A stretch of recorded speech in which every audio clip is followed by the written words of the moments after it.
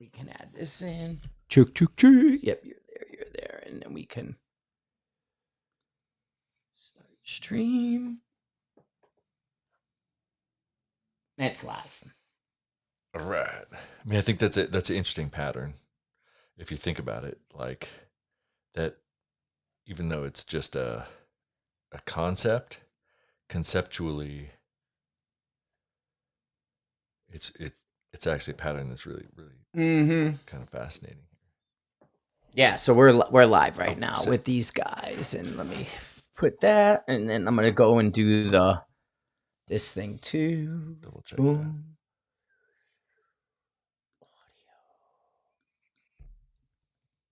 What's now? Oh shit! I don't have access because I don't have. Yeah, you have to go onto a thing and do it. We could put it on. You have to go on a desktop, and you have to access that to gain the access. You just go to your desktop. Okay. Add a look.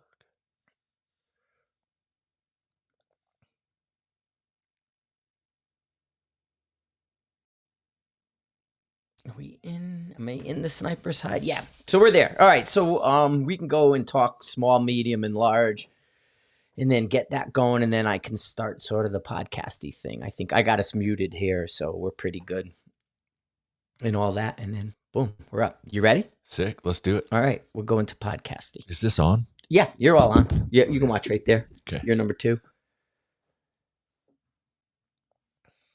No intro with this podcast, but I'm gonna go. We're live and podcasting at the same time. So if you guys want to go and look at this, we are on Sniper's Hide live in the Sniper's Hide app with the live streaming. I've got my router fixed. I replaced my router, and that was part of the dropouts that we were having when we were going live. It kept cutting out, and it turned out that my internet router was fucked up, so I had to replace it. So we are live in the Sniper's Hide podcast, as well as live in the Sniper's Hide community right now with Chris Way here. Chris popped over buddy. Friday afternoon. Oh, yeah. I hope you guys appreciate this because Ancient Aliens is on right now, and I'm not watching it, but I DVR'd it, so I'll be okay. I never watched that. We'll have to watch it. Ancient Aliens is awesome, dude. It goes back in time so perfect. The way, because here's the deal. Have you seen or heard any of the 2030, the military has a 2030 program where the Marine Corps, part of this, no snipers in the Marine Corps, no tanks, no artillery. There's this island hopping thing they want to do for 2030 where they're basically saying they're going to protect things with a company. Well, all this stuff is going 2030, the clean energy stuff, climate change, 2030. Well, what they're saying is in 2029, we're going to have the aliens show up. They're going to reveal in 2029. They're not going to be good aliens. They're going to be bad ones. And the bad ones want 3/4 of us gone. They're like, Earthlings are fucked. 3/4 of you got to go. We can work with 1/4 of you, but the rest you're out. So this whole 2030 thing is because in 2029, we're going to be depopulated by the aliens. And then we'll kind of rejigger the earth for our alien overlords with their democratic minions. Waiting 6 years isn't so bad though. No, that's coming. We got time. So anyway, we wanted to talk small, medium, and large. And don't think small Frank, medium Guy, large Chris. Think small, medium, large, close, medium, long distance, big caliber, medium caliber, small caliber, right? So think small, medium, and large in a variety of ways. Because what we're finding, everything we do, is how I look at it. You pick up a data book. Could be 10 years ago. Could be a data book from tomorrow. You're going to pick it up. You're going to turn to the informational pages. It's going to give you 308 with a 10-mile-an-hour wind. Everything's going to be 308 with a 10-mile-an-hour wind. Why is that? Because they want to average everything. Mm-hmm. And if you do a gun number in MOA with a 308, it's 10 miles an hour. Mm-hmm. So they were trying to shortcut us. But one size doesn't fit all. We all aren't shooting a 308. We aren't shooting a 30-06, right? We're in different calibers now. So what they're trying to do is help us in one way, but they really hurt us in a big way. Because everything out there is set for something you're not using. So now what we're trying to do through podcasts, through videos, through live streams, through Sniper's Hide, through Straight Dope, through all these different things we're doing, it was trying to sort the situation for you and what you're using. So we're bouncing around and we're looking at big caliber, little caliber, the Valkyrie, the 6.5, the 6 Creed. We're looking at all these things and we're trying to tell you how to adjust it and manipulate it for you, right? To be specific. If I'm talking hunting, NRL hunter, and long range hunting, that's going to be lost on a guy from Ohio or Iowa where they have straight pipe center fires only. They can't shoot long range center fire cartridges. They can only shoot those pistol cartridges for like deer. So when I met kids in Ohio, I talked about this. I'm at the bar, we got shooters, we got kids going, "Hey, you guys are talking guns. What do you do?" The next thing you know, these kids are telling me, "Hey man, we shoot deer every day here. Look at my trail cam. There's 50 deer in this kid's back field." He doesn't know the first thing about adjusting sights. He points and he hits them. Right. So Right. what we're talking about doesn't work for that guy. So we really need to get specific. You know what I mean? So Yeah. And I mean, this translates to tons of yeah, you're throwing different numbers down. So topics. talk people like in the wind and gun number. Right. So the small, medium, large, we're just bouncing ideas, right? This isn't a fixed, like this is, but as a general way of thinking about things, you can have light rifles, medium weight rifles, heavy rifles. You could have light recoil or no recoil, medium recoil, heavy recoil, and we could be talking about wind. We could talk about BC. There's a lot of things, but there are these zones that things operate in. So we've been scribbling down different ways of hashing out what do people get with these different zones in terms of training value, right? And that training value is just one topic out of essentially infinite. And so I started playing around with the numbers of gun number. And so I'm just going to make up a generic gun number that most of us are familiar with. Let's say a 6 mile an hour gun. So I'm going to write 6 on a piece of paper here. So a 6 mile an hour gun, I'm going to say is a 6.5 Creedmoor. So what that means is that at 600 yards, 1 mile an hour of wind is going to move that bullet 1/10, right, from where you're aiming it, which is actually really, really interesting, right? And so if we say, and so I had written out different mile per hour guns, and so I'm gonna have the 6 there, just like I had. I'm gonna show it here to the camera.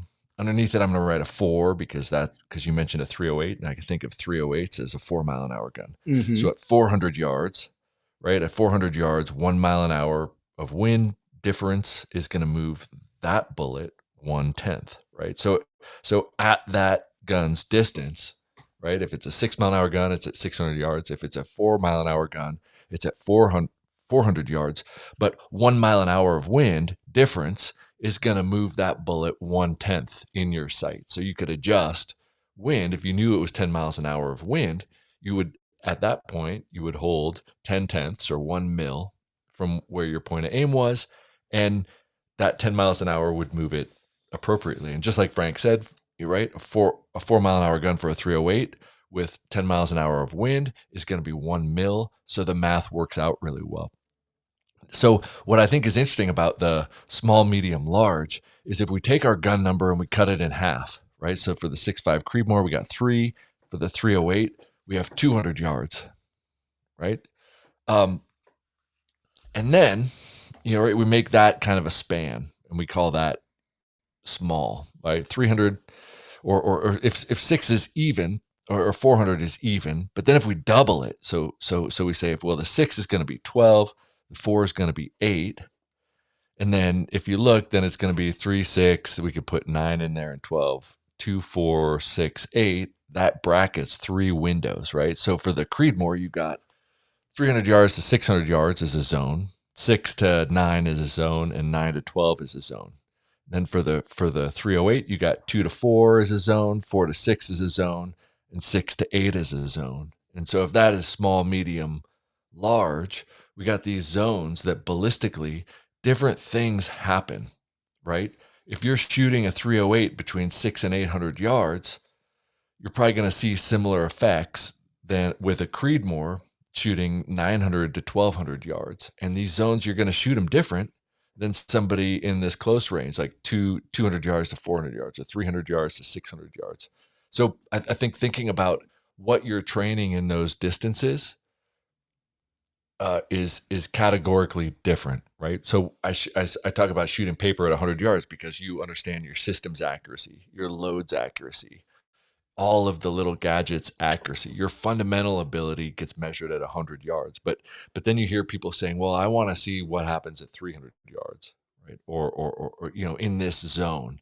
And all of a sudden, you start to add these environmental effects, and those compound as you go out with distance. And so, if you were going to train one area of your fundamentals or one area of ballistics, it might be better suited in one of these 3 zones of what you're testing.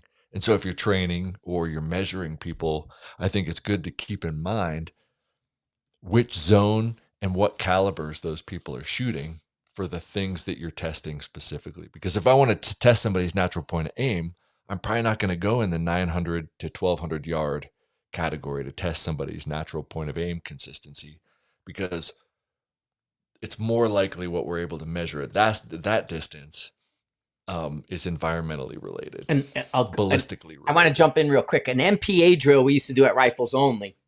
We do them at 300 yard MPA drill. You're talking about MPA. 300 yard, put a target out there. And what we would do at Rifles Only is we would do it at night. We would put a spotlight on the target, have you set up your MPA, then turn the light off, wait like 30 seconds and have you fire. Like somewhere in there, we're going to give you a gun command, a fire command, and have you shoot. And if we hear the hit, we know your MPA is good. Now, what we started to do down the road when I would do that during the day is use your scope cap. Get you there, get you all set up, get your MPA. Now, this is a prone MPA type of thing, but you would get your head set up or your MPA set up, and then we would close the scope cap and do the same thing.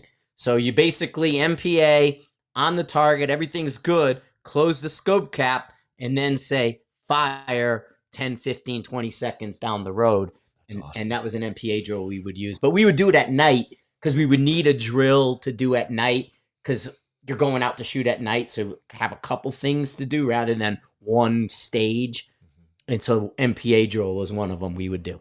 Oh man, I like that. I like that. Speaking of Rifles Only and some of the same things, I remember being there, and for memory, there was a series of black circles. They were like black shooting C's, maybe 2-inch in like a clock pattern, but there was nothing written on there. And the instructions were from every position, you're going to take one shot at the appropriate black circle. But the problem is you couldn't see a bullet hole in that black circle. So you had to remember which ones you shot at, because you couldn't see which ones you shot at because your bullet hole was gone. And so you had to remember, like, okay, that was the 2 o'clock one. You're in a new position and you're worried about, like, okay, I got to keep hustling, but it would be easy to get out of sequence. And then you didn't get any points if there was 2 bullet holes in the same circle. Right. So, right. and that was actually way harder than it sounds, because of things like that. But And I like that, turning off the lights or scope caps or shooting at night. Our eyes mess a lot of things up. Like the whole bullets going to sleep is recoil. Like people are affected by our scopes and recoil. So you'll get the guy with a Magnum. Where I talk big caliber, right? You wanted to talk like recoil differences with a Magnum. You take a guy with a Magnum at 100 yards and they shoot really bad. Then you put them at 300 yards and they shoot really well. Okay? And it's like, Well, my bullet didn't go to sleep. Well, what makes you think that? Because my group at 100 is terrible. My group at 300 is good. Mhm. Well, what it is when you're in your scope on 25 power, that recoil looks like an earthquake. Like, holy shit, my world is moving. And your brain hates it. But when you recoil out at distance, now the world is big and open, and the movement in the scope is much softer. And we're not reacting to that feeling. You know what I mean? So that's part of what's going on. And yeah, I mean, it's eyesight. And what it is that our eyes are giving information to our brain. Our brain is interpreting it as something negative, making us shoot bad, Mhm. and that's what's going on. Yeah, I could see that. I mean, yeah, I think when you first said that, I thought, okay, you're going to mention parallax because if people don't have their parallax up close, the group could be Yeah, better. And absolutely. at distance, it's harder to do because a lot of scopes they've got more grace as you move out. The other thing, like you mentioned, is if I'm trying to empathize with the shooter right now, and I because of my surgery, I can't shoot right now, so. Um, if I've got wobble and I got it zoomed in and I'm shooting really close and I'm looking at the target and I'm trying to get that reticle to stop moving, I can imagine myself tensing up. And if I tense up, I'm going to probably throw off my NPA or I'm going to be less consistent. Whereas if I'm at a distance, that target's a little bit smaller, I can see more and I'm going to stay more relaxed. And if I'm more relaxed, I'm not going to tense up and therefore I'm not going to be muscling shots out of place. I could think of a couple reasons that you could probably test and show that when, if you're consistently relaxed, you're going to be more consistent. And if you try to tense to stop the reticle from moving, even though visually it might look like you're doing that, I think you're gonna for sure throw off that point of impact because I think we show every time we take somebody out on paper, the shooter has so much of an effect on Mm-hmm. where that bullet goes in a small range that you could have bad groups at 100 that are indicative of like something that you're doing wrong that at a distance you're not as inclined to be as intense. And like this is going to happen so fast that I want to see it at 100, whereas at 300, 400, 500, 600 takes it a little bit for the bullet to get there. So you're not hurrying so much to Yeah. get back on. So you're not muscling it and you're not anticipating, holy shit, I need to see this. So you can relax and let it follow through That into you. distance gives you time and opportunity to recover from the recoil Mhm. to let you get back on target. Where for guys who can't see their own impacts, you want to practice that and start at 400 yards. Get yourself a berm or a target at 400 with a berm behind it, and you want to work on seeing your splash at 400. That's usually a good early mix of time of flight to help you. Not so fast you'll miss it. Where if you can see your own impacts at 400, that's usually a good starting point. Mhm. And Yeah, I wonder what the flinch response like. I'm just going to make a wild guess, but around 400, you're probably talking about half a second for the bullet to get there, and half a second is enough for you to get disrupted, but have your eyes back on target. which think about that. I You mean, how know, fast you're like screwing up and blacking out. Where at 100 you don't see anything. At 2 and 3 you don't see anything. You're barely recovering. But Mhm. at 4 you're able to recover. Yeah, your eyes like okay, bang, and that's probably my guess is that's probably a zone where all of a sudden physiologically we're able to start like becoming aware after that Yeah, huge yeah, totally, explosion, totally. right? Yeah, but I think that's really interesting to think about. But these zones I think are cool because if you can identify the zones for your cartridge, the zones for the things that you're going to be training, you might be able to pick. If let's say you went to a range for some reason and say, "Well, I only have a 500-yard target. What should I train today?" I think that there are some things that training at 500 yards would be best suited for, and there's some things that if you train them at 500 yards, you're not going to make the progress and gains that you think you will. And I think that that just relates directly to these zones and thinking about, if I can only shoot 100 yards, there's some things that I'm going to train. If I can only shoot 600 yards, I'm going to train something else, but not the things that I could train at 100. Well, we kind of dealt with that when you first started the craft stuff. You were at Green Mill, Mhm. and I mean that's a in case you. Wait a minute. Jacob's trying to call on my live, I guess. But he's calling in the middle of the live. But His ears were ringing. his Talk ears about might be excitement. ringing. Yeah, yeah. Anyway, so what's happening is, let me see if that it Maybe actually he's one dropped of out the from that call. aliens. I don't know if that was from me or him dropping out because that looks normal. So it's just my phone. But anyway, what I was gonna say, I missed it. I got sidetracked.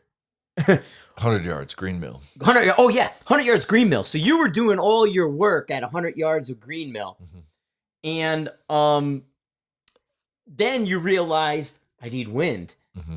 because green mill, no wind gets in there. It's such big berms. You're in the middle of a housing complex. But you started out the craft drill stuff at 100, doing the tripod work on paper, close range on small targets. Mm-hmm. But then from that point, you needed to add the wind to it. Mm-hmm. So then you needed to go to distance.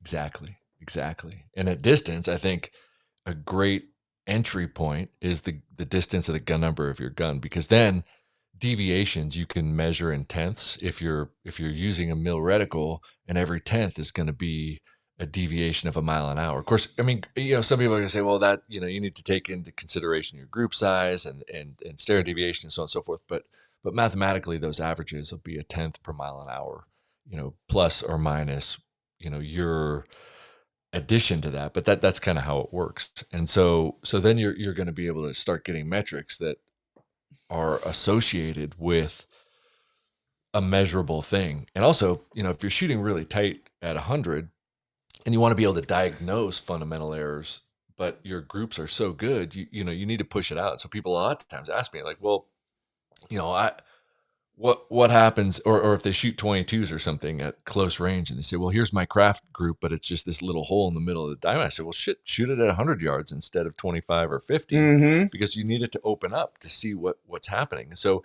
but if it opens up too much, like, that's not good either. So you got to find that zone that you're testing the right thing that gives you the ability to kind of hash out what happened with those. You want to shoot groups on paper, like once you zero your scope, get away from 100. Mhm. 2 is where you shoot groups. Like, if you're shooting a half minute at 100, you are not going to shoot 1 inch at 2. You're going to be shooting 1.5 at 2. So you're shooting a half minute group at 100.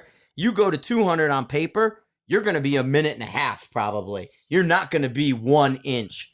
That 1 to 2 to 3. I shot a half inch at 100. I'm going to shoot 1 inch at 2. I'm going to shoot whatever at 3 inch. That doesn't work like that. It grows exponentially. So you definitely have to uh look at what you're doing that way. Right, right. Because you see, the linear models of, well, if I shoot 1 inch at 100, then it'll be 2, then 3, then 4. But what often gets left out, or some people bring in to excess, like Brian Litz likes to show that well, as you get out with distance, you've got time of flight issues that the bullet has to deal with, considering the BC and environmental changes and the direction of fire and the temperature and all, everything starts to become more and more obvious as you get out from where you're shooting from. So in a vacuum, yes, everything would stay linear, but in the real world, it doesn't Yeah, linearly never expand. And linear. so, It's never linear that way. And so, yeah, shoot your groups at 200 and 300. Just zero your scope at 100. And then, unless you're doing tripod, which tripod's fine. If you're doing the craft drill at 100, you're going to see your errors. But if you're shooting prone and you're doing, like, shooting groups to see how good your gun is, everything's going to look great at 100. I mean, that's just the reality of it, you know? yeah. But those zones, they start stacking things in. And so it's good. If you are really good and you're working some environmental things, you really do want to have that distance to really hash that stuff out, because you've got those layers and that foundation already there. We need to test your limits by exposing you to those variables that are far away. And I think that's what ELR shooters love, right? They've got their fundamentals down, and the F class shooters, they get their fundamentals down, they're consistent. So they have this distance parameter where It's testing their wind. Well, and part of the ELR crew, like talking, because I talk to Paul Phillips all the time, which is one of the higher end ELR guys out there, and talking to them, everything changed when they stopped trying to simulate it. What they were doing, because it was hard for a lot of ELR guys to get out and get range that was ELR type ranges. So you went to these guys, maybe they had 1,000-yard range available to them, probably didn't. So what a lot of ELR guys were doing was load development and then what can only be described as simulation, right? They were shooting tall targets and they were doing these things, but really they weren't grouping at distance. Well, what happened is sort of that teams started making sure they were doing it for real. And that completely changed everything when you talk to them. That the fact is, I can try to do all these things and simulate me shooting far, but nothing was the same as shooting far. So you could, until you did it, you weren't going to fake it. And you could make those, my guess is, I didn't have those conversations, but having hard data books, it often goes back to some of the old school stuff of, if you have a hard data book, you could say, you know what, I can't explain it, but here's my numbers over all this time. When we do this, we get a weird effect. And later on, you could figure out what that actually means. But if you don't, a lot of simulations just Well, don't that work, was John right? Armstrong when I did the ELR event at SHOT Show.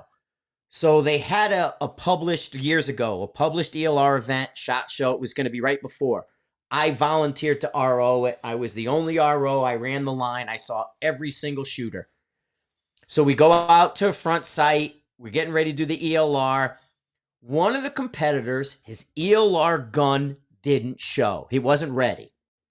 He took a 7mm hunting rifle with a Super Sniper 10x scope on it. He was an older gentleman. He sat on a wooden bench, a portable wooden bench, and his dope was written in marker down the side of the bench. He was the first one to go 3 for 3 at a mile. And one of the only 4 people did the world record event, and it was, the rule was 3 for 3. You had to hit first, second, and third. Then there was a 4-hour break. Then you come back in the afternoon and you can pick a new range or do something like that. This guy was the first one to get a world record hit, 3 for 3, and he was using a 7mm with a 10x scope on a wooden bench with his dope written in marker down the side. That's awesome. Yeah. You know what I mean? Awesome. So the whole thing and what it was is he shot it, he doped it, he wrote it down. Right. Which is awesome, right? Yeah. But you got to do it. There's really no substitute for the time doing the actual thing too. And some things double in for training, but some don't. And some things you just got to see for yourself. There's days out at the range where the, you shoot to 1,000, you're like, okay, well, I'm going to take a shot at a mile. And you're like, okay, well, if the wind at 1,000 was 12 miles an hour, I'm going to hold 12 miles an hour for 1,000. And you shoot 1,000, you're like, shit, that was 36 miles an hour. And you shoot back at 1,000, it's 12. Back at a mile, and it's 36, and then back at 1,000, it's 12, and then so you're like, wait a minute, what's going on?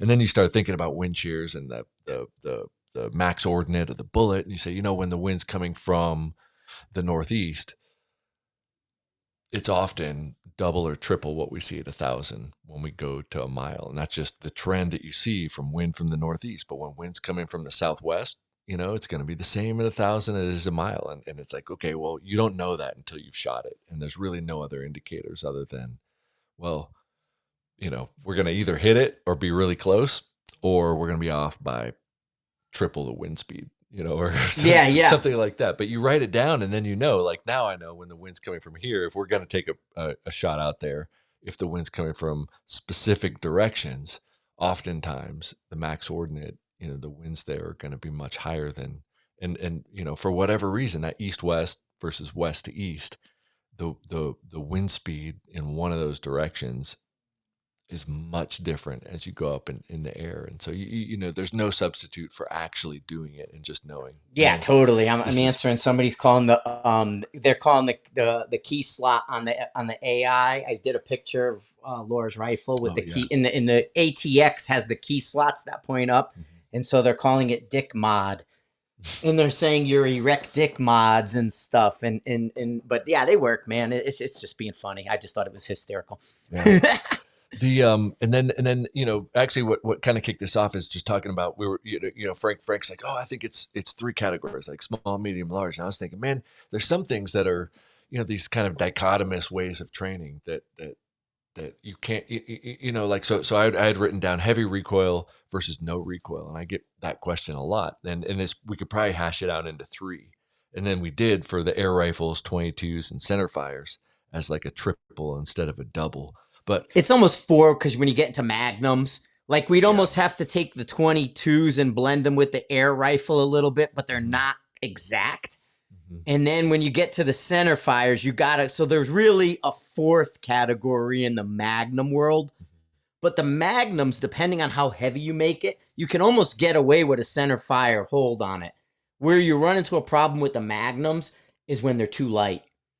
So when they take a hunting rifle light versus an ELR gun heavy, that sort of screws that model up in the Magnum world. Mhm. But small, medium, large does work because, like, you need to talk about the air rifle stuff because you've Right. been getting. If anybody noticed, there is a air rifle section on Sniper's Hide now, and we're seeing this precision air rifle, especially out of like air rifles of Utah. Or Utah Air Rifles is growing big, and it's becoming a really big thing.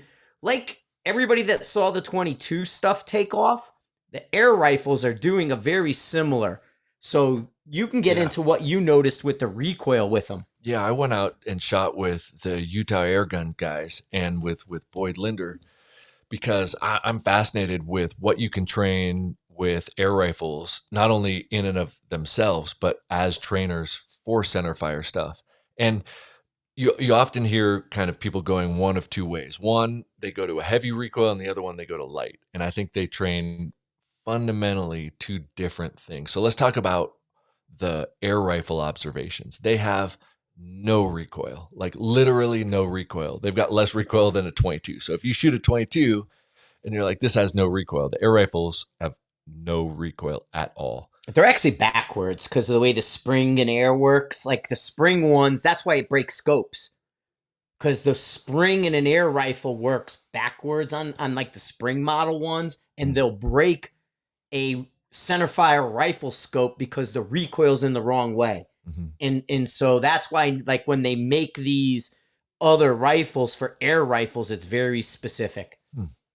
What I noticed is that, But the air tanks, I think, are different. Sorry to. oh yeah, Yeah. I don't, yeah, I can't, I don't know anything about other than just these things that I saw, which were Utah Air Guns brings in air guns from all over the place, and then they custom part them and fit them. So they've got MDT chassis, they've got you name it. They can take a chassis, they can take the barrel of one rifle and the buttstock of another. So they custom build these rifles, and then they tune them, and they're incredibly accurate. These guys were shooting groups of under an inch at 300 yards on paper, and they were shooting essentially one hole, and they have an indoor range that's 30 yards, and they had tuned those rifles such that if you used your fundamentals correctly, the pellets were going through the exact same hole repeatedly. So their accuracy and precision was unbelievable. But what I noticed was, because there's no recoil, you didn't have to apply recoil management, right? And so you could lose that. And Boyd talked to that on a podcast before, that he gets a little bit lazy with his recoil management when he trains too much air rifles. But what you gain is your inputs, your natural point of aim. So maybe because with a center fire, we apply natural point of aim to also accommodate recoil management. I've started to think about those a little bit different, because the inputs, the things that are contacting the rifle,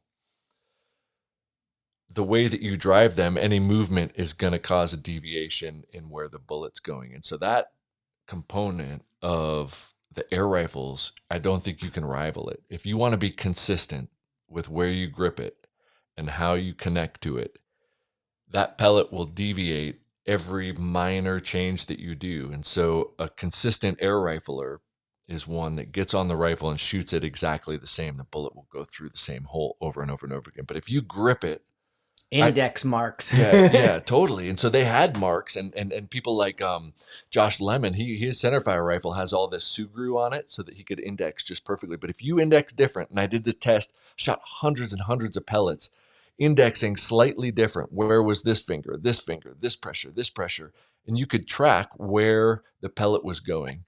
And then some of those guys shot, and it was hole through the hole, through the hole, through the hole. And I think, shit, they're doing everything. And I was filming them, and I was doing it. Then I would shoot it hole through the hole, through the hole, and then I would let up a little bit on my thumb. Bing, it would move. I would put a little bit more pressure on my trigger. Bing, it would go this way. Bing, it would go that. Oh, holy shit! But what you get with the air rifle is you have a little bit higher entry point for cost for a good one. Like, yeah, they're $2,000, $2 to $3,000. Right. They're not cheap, but after that initial investment, virtually free, like fractions of rim fire cost for ammo, right? You're talking about thousands and thousands of pellets for $50, isn't it? for dollars. And all you have to do is refill the air tank. So the initial investment is high, but then I think you have a lifetime of the ability to shoot it, and their barrels don't shoot out. So you could have 10, 20, 30, 40, 50,000 pellets through these barrels, and they just don't shoot out. And so that I think that the training value, if you're worried about consistency, it's probably unrivaled for consistency in how you index and how you control your natural point of aim. But what you don't get is recoil management. Yeah.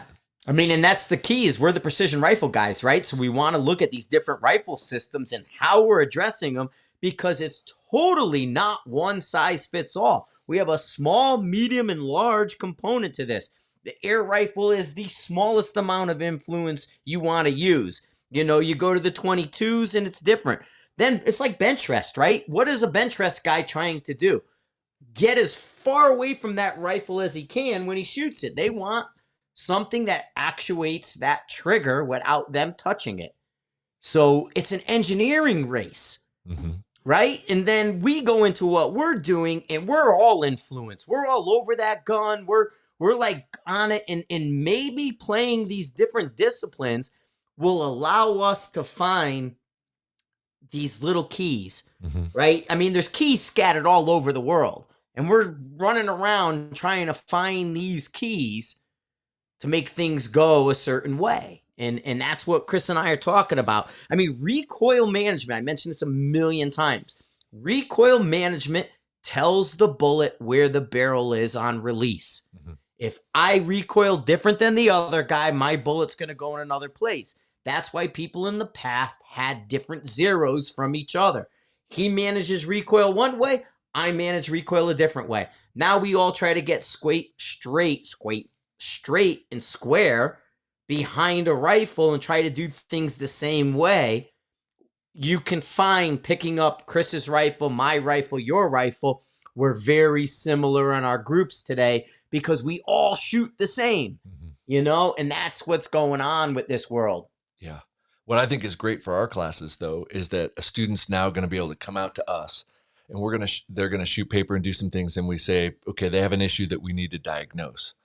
Okay, we're going to have you shoot two groups, one with the air rifle and one with this 308. The air rifle is going to diagnose your inputs, and the 308 is going to diagnose your recoil management, and then you know exactly what you need to work. Are you driving it forward with natural point of aim shifts, or are you improperly managing the recoil? And those two things would be able to say, okay, cool, because they mean you need to train something different. And so taking one rifle and saying, well, it could be this and it could be that, it'll take 20, 30, 40 rounds to figure out which one it is. Whereas this will say, okay, we got an issue. We need to divide whether it's one thing or another. Use the no recoil and use a heavy recoil, and it'll tell you which one we need to work on. Now, once you figured that out, now we have something specific to change you as a shooter as fast as possible. And and you don't waste rounds on your barrel. And we figure out right away, okay, cool, you're not indexing the same every time. Which part of you isn't indexing the same every time? Or you index fine every time, but when that rifle shoots, it's moving around in your body because of some reason, Mm-hmm. and you're not managing the recoil, so it's driving the rifle. You're losing control of the rifle, and it changes the point of impact. Bam, we figure that out, and only takes a couple shots probably, and we say, all right, we need to work on your position. We need to work on your ability to manage that recoil, and then we don't waste time doing the wrong thing. Right. And I was having this exact conversation with MDT at SHOT Show. Because here I am behind one MDT just released their shot timer. Their shot timer connects to the phone, will overlay your stats onto a video you take. So if you film yourself, your shot timer will overlay the information to your video. Okay, so they're looking at connectivity. Well, now the MDT owns the send it level, the electronic level that has the ability to include connectivity. Then they're creating an electronic trigger.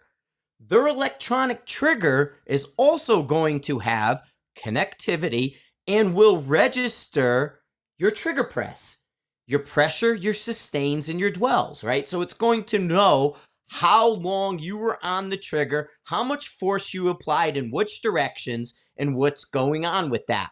If you take all that information and put it together, you're now building a picture of you as a shooter. So in discussing this with MDT, I said to them, if you add this connectivity to these products and it's available, why, as a precision rifle instructor, would I not have a full MDT connected system to put you on for a fundamental eval to look at your trigger, press, dwell, sustain, and all those things exactly like Chris is talking about? But today, we don't have that ability. What we do have is different systems we can put you on where we know the air rifle's going to do one thing and the 308's going to do another. So that's another way of diagnosing a problem while at the same time putting you on a different system and looking at what all these things we're doing. So Exactly. yeah, And if you hash that out, that's this small, medium, large, right? Yes. You know, you got the no recoil. We're looking at these particular fundamentals. You got heavy recoil, you got these fundamentals, and then in between is where that zone where you're going to be competing and blending it all together. And if you think about like trigger controls are number one. Trigger sells us so much. And a lot of what it is we're looking at, we're off our bellies. We're not connected necessarily to the rifle except through shoulder, right? So the rifle is weighted. It's on a bag, on a tripod, connected to our shoulder. Well, what we're finding out is, yes, trigger control is always going to be a main thing. But MPA is becoming huge because of recoil management, because you're no longer connected in such a manner that you can deviate that way. MPA is becoming much more important. How you point that rifle at the target and then address yourself behind it is going to determine how it moves and whether or not you hit or miss that target. So you're looking at trigger control and MPA as some of our biggest influences. I mean, breathing is sort of going away a little bit because of the weight of the rifle, and you're able to back off recoil management and eliminate the wobble zone, right? So you got guys using managed recoil, backing off the pressure, and their wobble zone shrinks to an acceptable. That's getting rid of your breathing, because our wobble zone is really our breathing in a lot of ways, and our body movements that are naturally happening because we're alive, and so that's sort of what we're looking at, where if we can figure out how to fine tune that MPA for us, right? Because all the time I take people, I have heavy-headed people constantly in the prone that are pushing a rifle over. I will re-index their rifle to 1130, right? Or whatever direction they're pushing. So it's like, okay, I don't want a 12 o'clock rifle. For a right-handed shooter, I want a like a 12:30, 1 o'clock, because when they push their head to the right, they're going to push it straight. The lefties are always pushing it, so that's where I'm got the 11:30 from, because I'm always fixing a friggin' lefty, because you guys are constantly pushing the rifle over. So for a lefty who's got a problem, I will set the rifle to 11:30. Why? Because he's going to push it to 12 o'clock. But if I put it to 12, he's going to push it over, and then right, he's going to be at 11:30 when he shoots. Yeah. In so or whatever, you know what I mean? He's going to push it the wrong way. I So think you have that. I mean, yeah, that's so awesome. And I like that test that you had of to circle back for the NPA test, like, because everybody could do that, right? You don't have to just go out at night, but just put black target so you can't see your holes, and then get all set up, and then close the scope cap, or have I somebody mean, close somebody your close scope it. Yeah, cap. you don't want to reach up, but have Have, somebody close it for you. Wait right. 10 to 15 seconds, gun command, and then see what you look like. Yeah, or hold a sheet of paper in front of the scope, Yeah, and then all right, I'm ready, and then set it. And yeah, just have a buddy. Like I'll even like a demonstration I'll do with Mark. Mark will bring us like TRG 338 out, and I'll hold my hand on the scope. And then when he shoots, I ask everybody, how far did it move off my hand? And it's usually like a quarter of an inch. Like it barely separates from my hand with his recoil management. And it's like he's shooting a 338 and it didn't move. And that's like a thing with video. Like we can film ourselves and know nothing moved. So stop flinching. Stop worrying about it. It doesn't move. It made a loud bang. Double up your ears. We're sound, right? It's sound. So double up your ears if you find you're flinching. Especially Magnum guys. If you're a 300 Win Mag guy who flinches, double your ears. You know, that kind of stuff. But yeah. anyway, that's what I'm thinking. Mm-hmm. Yeah, the ears thing, that makes a huge difference. It Yeah. made a huge difference for me. Just always have it, like putting in foamies and ears, or electronic ears, and then foam or muffs on the outside. Mm-hmm. Holy crap. Yeah, if you cut the sound out, you'll end up being that much more with everything. It'll work out really, really well and be great. But yeah, I mean, you guys kind of can see what's going on there and see what's happening. But like we're getting people in, but we're not getting like nobody's commenting, nobody's coming in, but we're adding like people and followers. But I still think the disconnect is slightly there. For some of it. I mean, just dropping in and doing it. Yeah, because I did a stream thing. test, Anyway, we're the no worries. connectivity's been good. Mm-hmm. Oh, it's looking great. Yeah. It totally fixed this problem. Like I changed my router. We were having that drop issue, and this totally fixed the drop issue. And then even just like I'm looking at this on the live. Hang on, let me go to my live. Pop into the live. Like, I mean, this looks really, really good. So if anybody, I mean, we're super clear. Yeah. So if anybody's kind of interested in what's going on with the live and you want to see what it looks like, but we're like super clear with all that. And it looks pretty good. We added followers, though. I could see that people are coming in and wanting to follow it. I think following the podcast is going to, or the live is going to be the best way until we fix the little shimmy shuffle between the desktop and the app. You have to go into the desktop, link your Sniper's Hide account to Hide TV. It's just a button. You'll see like the community to the right. Click on that. It'll automatically link your account.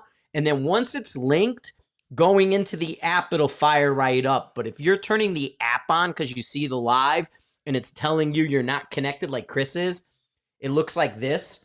And you can go in this video and see it. If you look like that, you have to go to your desktop and that'll clear that out. But if you're in once you're out of the desktop there, then you can use the app. But basically, we upgraded the Hide TV system and it has to get relinked. And so that's what happened is we did a major upgrade.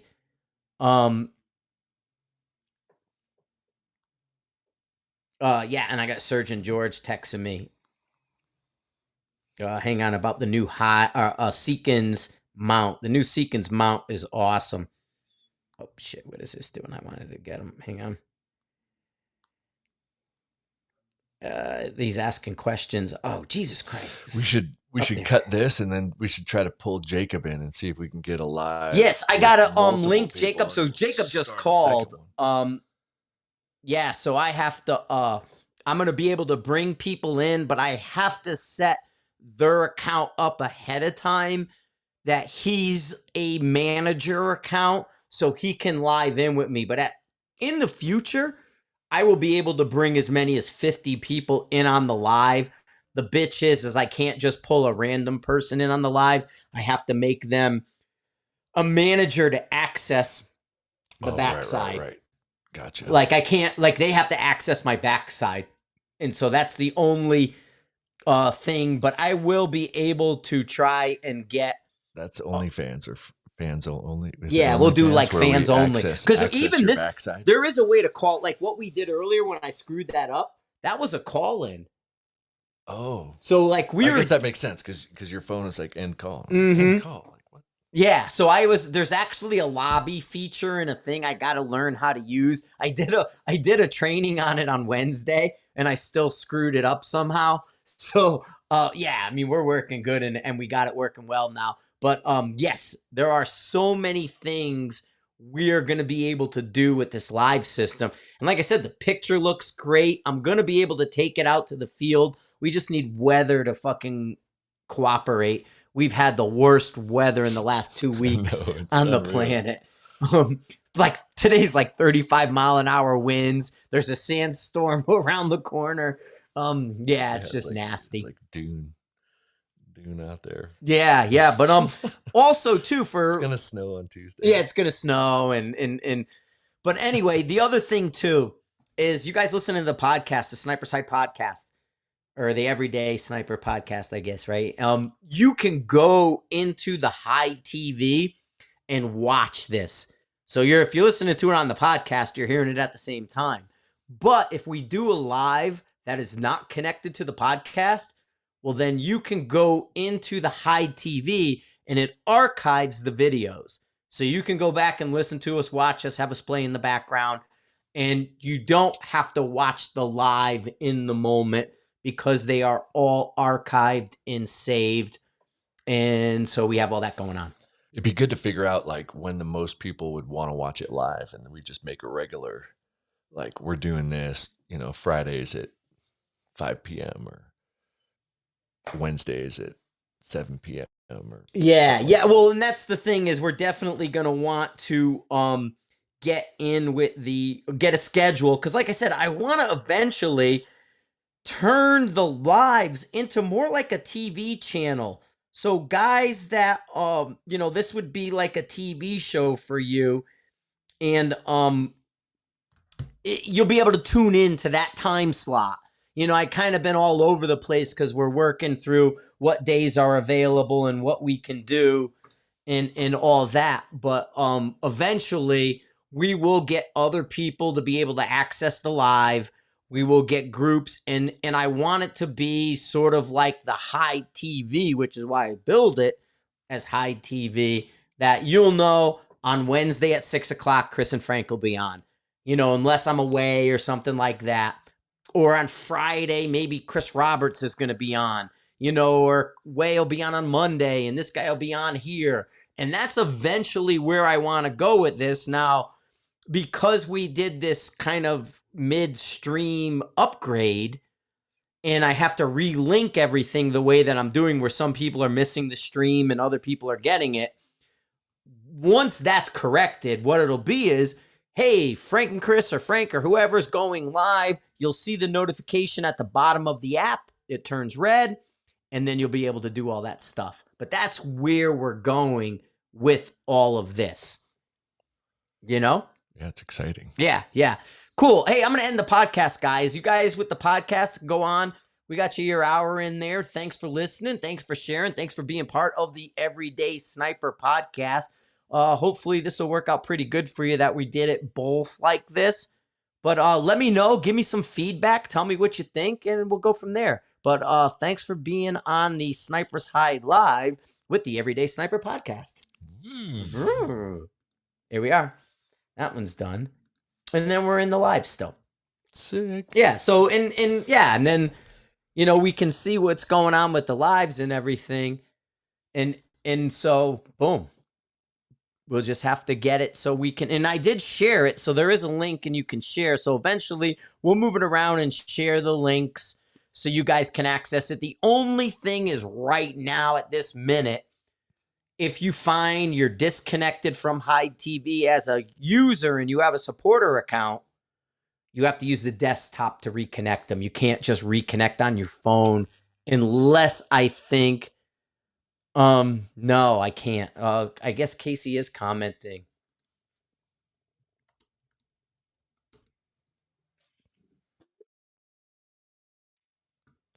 Weird.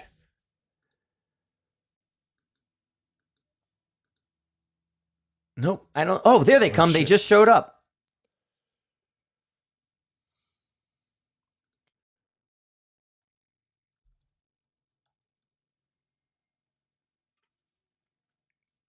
Uh, Hang on. Oh, I just seen. So I guess people.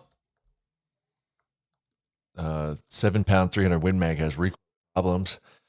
No, just the shooter. Yeah, and it really is. And to me, see, and that's kind of like, I guess there's questions here. And there's people in there talking. Sorry, guys, I didn't see these load up. They didn't load. So now I can see it. Anyway, yeah. It again in like 300 Win Mags, that rim creates that crazy snappy recoil. It's like crazy. It's like fuck snappy recoil and all that stuff. But yeah, I guess we got some guys in the thing that we didn't see earlier. I don't know. Yeah. I wonder why it vanished. Yeah, it was weird. It's just a little. I think it was my post. I can't kill this. How do I dismiss it? There it goes. I think when I made that first post, I think I screwed up. Yeah. They weren't loading. Huh. That's pretty weird. I probably did something with it. Like I said, that first one may have screwed up, so I didn't see there was guys in. But hey, we got people on the lives, we got people going on, and we got all kinds of stuff. And there's probably food downstairs that we can go eat. Oh yeah, So pizza. cool. Hey guys, 6:00. Thanks for sharing. Thanks for being part of this. Spread it around. We'll get you more in a minute. We're gonna take off and go eat dinner. We're doing this again, but yeah, we got the delay fixed. You know what I mean? So we got that problem sorted out. And now we're ready to just use it, man, and go for it. So if you see us going live, if you see the live go hot and everything, we're going to be talking precision rifle shooting. Come on and join us. Thanks, guys. Oh, wrong one. It's that one. End stream. That was awesome. Man, Yeah. we hit some awesome topics.